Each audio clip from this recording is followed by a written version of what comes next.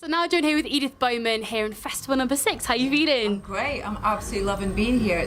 I love that thing about a festival where the closer you kind of get that rumble of music and sounds of it and stuff. Yeah. So, got some great stuff going on the main stage behind us. Oh, it is so magical here as well, isn't it? Coming through and stuff. Stunning, just the drive here, and just the setting. It's so unique. Oh, it's beautiful. Nothing like it anywhere I've ever been. Because you said you've been quite a few years ago, didn't you? Yeah, it's about, so I kind of base things on how old my kids are. So my youngest is 5, so it was this 2013 actually. It was. Wow.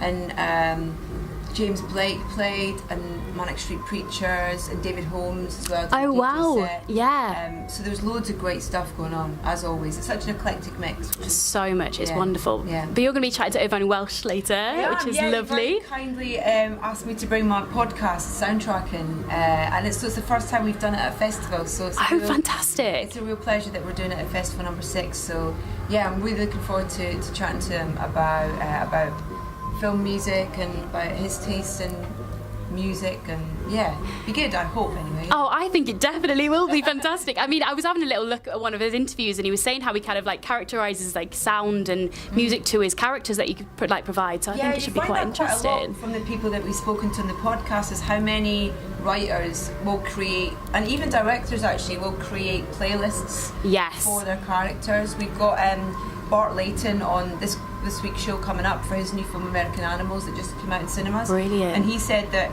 he didn't want the real people to meet his actors to meet the real people, but what he did for them was he made playlists based on the songs that they told them that they listened to at the time. So instead of kind of meeting them in person, he allowed his actors to kind of learn more about the characterization through the music. How clever. Yeah, I love that though. I think it really brings it out really nicely as well, which is cool. And you've reached over 100 episodes on your Soundtracking podcast as well. How amazing does that feel? It's brilliant, and you know, it's such a passion project. It's just me and a mate that make it.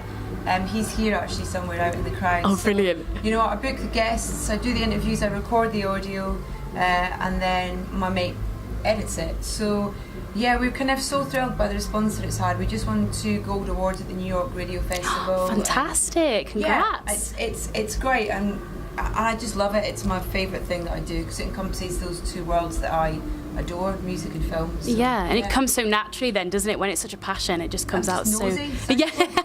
Want to know everything. So I learn more about it. So that's the best way of doing it. Absolutely, yeah. So what would you say the top 3 tracks are of your own personal soundtrack, if you could soundtrack your life? I would say there's a track, I think it's called Cornfield, on the Interstellar soundtrack. Ooh, brilliant. By Hans Zimmer.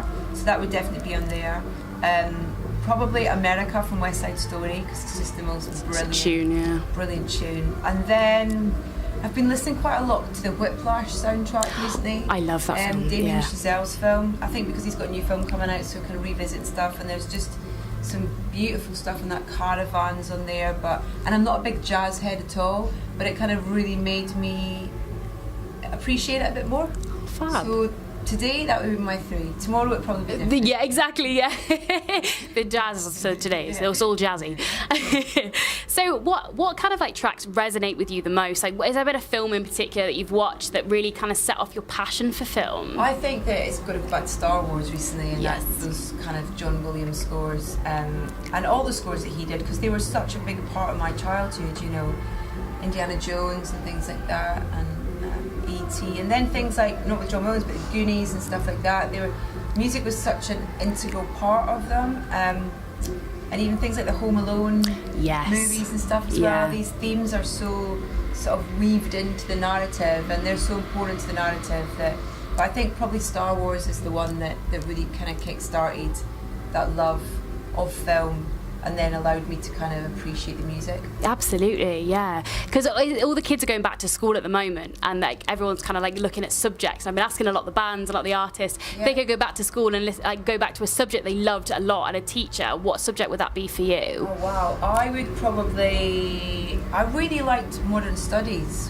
Oh, cool. History. Yeah. I had a really great teacher, and I really enjoyed, and I learned so much from her. She wasn't the easiest person to get on with.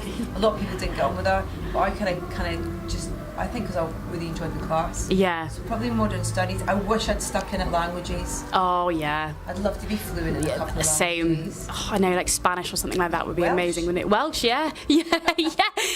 Maybe you could pick some up here, maybe, I don't know. I mean, you know, I really should be speaking Gaelic, but I don't. No. Yeah. It's a dream. It could be there.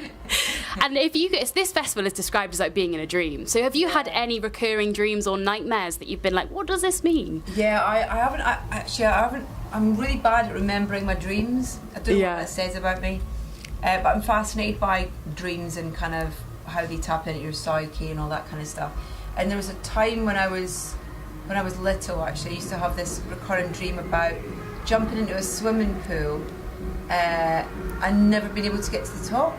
Oh! It's like, so not drowning. No, but no. Not drowning, but never kind of quite been able to get to the top. Yeah, I've had that. Have you? In like a hole though, underground. Yeah, I don't like it. Yeah, weird. I know. I don't know what it says. No. I like when people do dissect your dreams, though. It's really fascinating. Yeah, and you go straight into it. So maybe if someone could know, they could comment on it. It's like the opposite. Like Everything's going well, right? Yeah, it's all good. Yeah.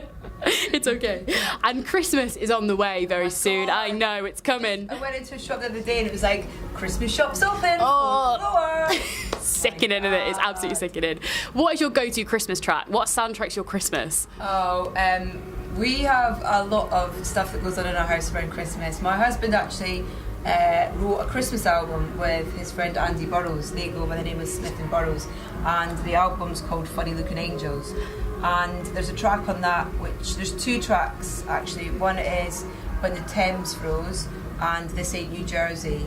And it's becoming a bit of a cult thing every year. Like, the album seems to kind of grow in popularity every year, and people kind of hear it by word of mouth. It gets played on the radio and all that kind of stuff. So that's my go-to album. Yeah. It's quite awkward for my husband when we play it in the house though, because he's like that. Do we have to? Yeah. Again. All right. We love then. it. Yeah. We love it. Do you have a Christmas tipple as well? What's your go-to Christmas drink? Well, my sister-in-law bought me sloe gin as a Christmas present last year, and I haven't stopped drinking it since. It's amazing. So it's just my all way around drink. Yeah, really. just so yeah, the thanks, one. Libby. Yeah. Sloe gin is my Christmas. It's gorgeous, that drink. I could drink it all the time. We Yeah. just get to drink more of it at Christmas. Yeah, that's it, because it's an excuse, so it's okay. Yeah. And just to finish off, I was reading an interview of yours, and you're one of my inspirations as a presenter. So one of the biggest ones. And it was really nice because I was reading something about, you said ignore age, be yourself, and don't live up to image. And I think that's so important in this day and age. I think so many people are fixated on that. So much so, and it's kind of, I guess the only time I really thought about it was probably when I started having kids. Yeah. And there's that kind of thing of, it's more of a pressure you put on yourself than anyone was putting on me, of kind of going, I can't change, I've got to be me. And I think for me, that's what I've always strived to do from the start, even when I was getting knockbacks and people were telling me, you have to go for elocution lessons because we can't understand what you're saying. And I was like, I'm not changing my accent. Yeah, it's too who right. I am. Yeah. So I think by kind of almost like standing my ground at the start, I was like, I'm not changing for anyone. But I do wish that we didn't have to conform to such kind of boxes of things like, you've got to be in this age group to host this, or that kind of thing. And I've been really liberated over the last couple of years actually of hosting things like Transnet Festival Scotland on my own. And normally you get paired with a male, so it's always a female-male co-host thing. Yeah. Last 2 years I've done it on my own, which I was really chuffed about. And not that I wanted to do it on my own, but it was kind of like, my question is always kind of who with. Yes, Even when I got asked about doing the Virgin Breakfast show, which I did for 18 months, it was kind of when Liam, the boss at the time, came to me and said, I really want to, and I was like, who with?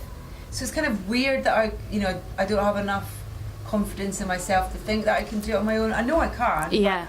Weird that my first go-to question is who with? Yeah, this is it. That's been really nice the last couple of years that I've been doing that. So it's kind of quite nice when people take that step outside the norm, I guess. Like, there's a new show starting on Channel 4 that Alice Levine and Maya Jama are hosting, two girls, which is great. Fantastic. I think this is kind of great, but it's not always that kind of male-female thing. And I've presented with some brilliant male co-hosts, and I love them to death, be it Reggie or Greg or Colin. Yeah. But it's brilliant when people kind of go, no, we're not going to do that. Yeah. We're not going to fit into that, tick that box. We're going to try something different. Yeah, and you can be quite free with it as well, and Yeah, it's so exactly. nice. So I think that. Well, thank you so much for Pleasure. chatting to me. I really It's lovely to appreciate it, meet and you. Yeah. Thank you so much. That was a great analogy as Thank well. you. Thank you.